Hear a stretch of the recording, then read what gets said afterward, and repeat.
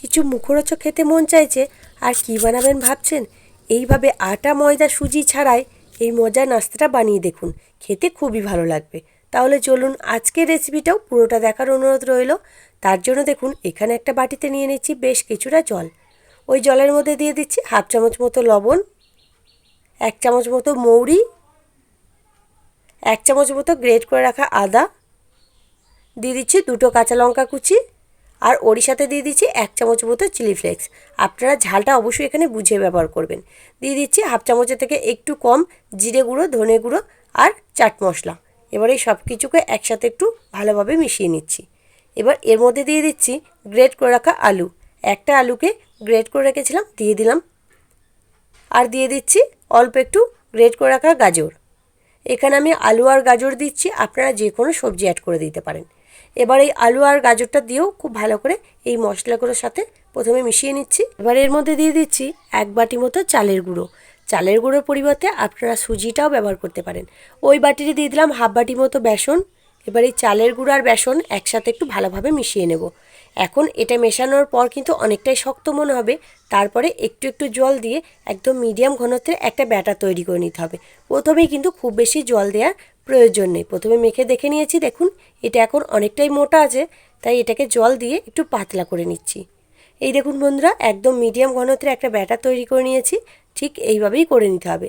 এবার এর মধ্যে দিয়ে দিচ্ছি অল্প একটু কারি পাতা কুচি আর অল্প সামান্য একটু হলুদ গুঁড়ো দিলাম, এতে বেশ কালারটা অনেক সুন্দর আসবে। এবার এই সব কিছু একসাথে একটু ভালোভাবে আবারও মিশিয়ে নিচ্ছি। দেখুন এগুলো মিশিয়ে নিয়েছি। এদিকে গ্যাস জ্বালিয়ে একটা ফ্রাই প্যান বসিয়ে দিয়েছি, ওর মধ্যে দিয়ে দিচ্ছি 2 চামচ মতো সাদা তেল। তেলটা ভালোভাবে গরম হয়ে গেলে ওই ব্যাটারটা এর মধ্যে দিয়ে দেব। দিয়ে গ্যাসের ফ্লেমটা একদম লোতে রেখে এটাকে অনবরত নাড়তে থাকবো। তাহলে বেশ আলু গাজর এগুলো সিদ্ধ হয়ে যাবে আর এটা আস্তে আস্তে অনেকটা ঘন হয়ে যাবে, একটা ডোয়ের মতো তৈরি হয়ে যাবে।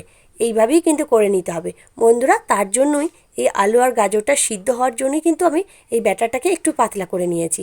আপনারা চাইলে এর থেকেও বেশি পাতলা করে নিতে পারেন। এবার অনবরত নাড়াচাড়া করতে থাকবো। দেখুন আস্তে আস্তে নাড়তে নাড়তে আমার এটা কিন্তু একটা ডোয়ের মতো তৈরি হয়ে গেছে।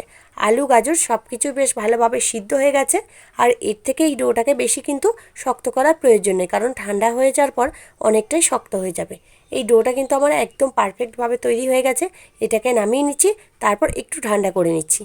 ডোটাকে নামিয়ে নিয়েছি, একটু ঠান্ডাও করে নিয়েছি, এখন কিন্তু একটু কুসুম গরম অবস্থায় আছে। এবার এই সময় হাত দিয়ে এটাকে খুব ভালোভাবে মেখে নিতে হবে। ঠিক যেভাবে রুটি করার জন্য আটা মাখা হয় সেইভাবে এটাকে মেখে নিতে হবে। হাতের মধ্যে যেহেতু একটু লেগে যাচ্ছে, তাই একটু সাদা তেল নিয়ে এটাকে আবারও মেখে নিচ্ছি। তাহলে কিন্তু এটা বেশ ভালোভাবে মাখা যাবে। ভালোভাবে মেখে নিয়েছি, দেখুন কত সুন্দরভাবে এটা তৈরি হয়ে গেছে। এইভাবেই কিন্তু করে নিতে হবে। হাতটাকে পরিষ্কার করে আবার একটু হাতের মধ্যে সাদা তেল লাগিয়ে নিয়েছি। এবার এই ডোটা থেকে অল্প অল্প করে নেব, দিয়ে হাতের মধ্যে দিয়ে প্রথমে গোল করে এটাকে একটা লম্বা শেপ দিয়ে নেব। এই দেখুন ঠিক এইভাবে করে নিতে হবে। ঠিক যেভাবে আমরা ল্যাংচা মিষ্টি তৈরি করি সেইভাবে শেপটা দিয়ে নিচ্ছি। এই যে ঠিক এইভাবে একটা তৈরি হয়ে গেছে, দেখুন আমি এইভাবে তৈরি করে নিচ্ছি। আপনারা যে কোনো শেপের এটা তৈরি করে নিতে পারেন, গোল লম্বা কোনো অসুবিধা নেই। আবারও ওই ডোটা থেকে অল্প একটু নিয়ে একইভাবে হাতের মধ্যে দিয়ে গোল করে একটু লম্বা ধরনের তৈরি করে নিচ্ছি। এই দেখুন আবার একটা তৈরি করে নিয়েছি। এবার এইভাবে যতগুলো হবে সবগুলো তৈরি করে নিচ্ছি। সবগুলোকে একইভাবে তৈরি করে নিয়েছি। এবার এগুলোকে ভেজে নেব। তার জন্য দেখুন গ্যাসের মধ্যে ফ্রাই প্যানে আগে থাকতে সাদা তেল গরম হতে দিয়েছিলাম। তেলটাকে প্রথমে খুব ভালো করে গরম করে নিয়েছি, তারপর গ্যাসের ফ্লেমটা একদম লো করে দিয়েছি। এবার একে একে ওই নাস্তাগুলো দিয়ে দেব। প্রথমে কিন্তু খুব বেশি দেওয়ার প্রয়োজন নেই, প্রথমে অল্প করে দিয়ে ভেজে দেখে নেব, তারপর একটু বেশি করে দিয়ে দেব। দেখুন আমি 5টা মতো দিয়ে দিয়েছি। এবার একটু করে তেলে ছিটা দিয়ে দেব, তাহলে আর একটার গায়ে একটা লেগে যাবে না, বেশ ভালোভাবে এগুলো ভাজা হবে। এবার এগুলোকে একটু উল্টে পাল্টে গ্যাসের ফ্লেমটা একদম লোতে রেখে ভেজে নেব, তাহলে বেশ ভেতর পর্যন্ত মচমচে করে ভাজা হবে। এই দেখুন বন্ধুরা, এগুলো কিন্তু আমার ভাজা হয়ে গেছে। একদম অল্প আছে বেশ গোল্ডেন ব্রাউন করে ভেজে নিয়েছি।